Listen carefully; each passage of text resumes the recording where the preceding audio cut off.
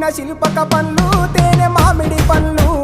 తీయంగా దిందామె తీరొక పండ్లు చిలక నేరేడు పండ్లు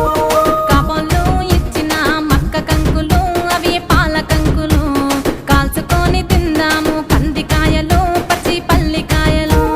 గుజారి గుజారి మామిళ్ళ కిందో నల్ల మామిళ్ళ కింద కుసుమరోళ్ళేసిన కుందన బొమ్మ అది కుందన బొమ్మ